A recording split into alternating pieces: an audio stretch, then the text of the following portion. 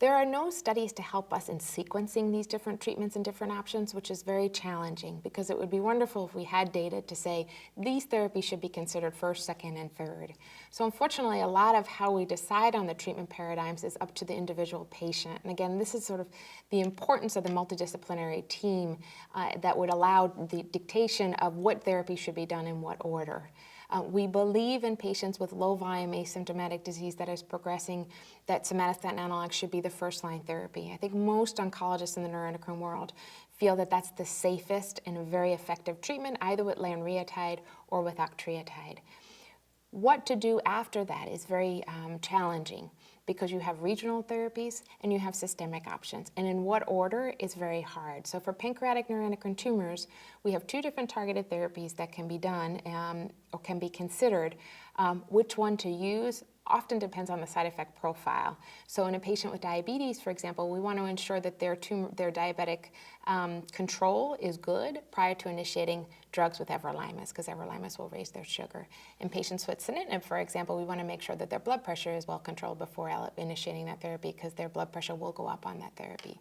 So we want to sort of prepare the patient, and thankfully we have time for our disease that allows us to sort of optimize them clinically before initiating those targeted therapies.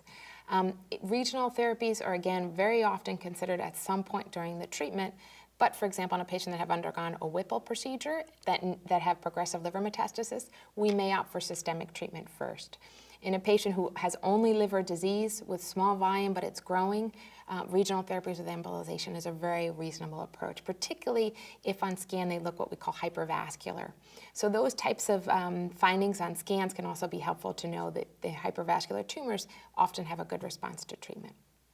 So sequencing and combination therapies are being looked at actually in the context of a clinical trial. So there's studies in Europe right now looking at the role of streptozotocin versus Afinitor and timing of that.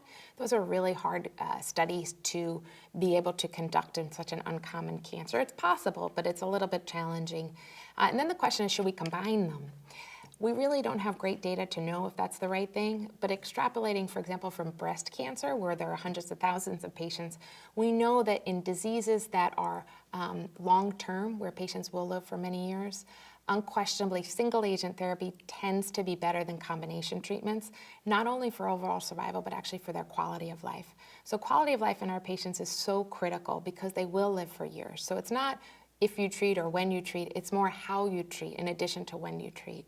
So we have to be mindful of all the side effect profiles because we want to ensure that they actually have the option to do all these different types of therapies. So for example, a patient who may be started on temozolomide-based therapy, great drug will cause shrinkage, but if you put that patient on that drug for too long, you can lower their blood counts and then prevent them from getting great other options.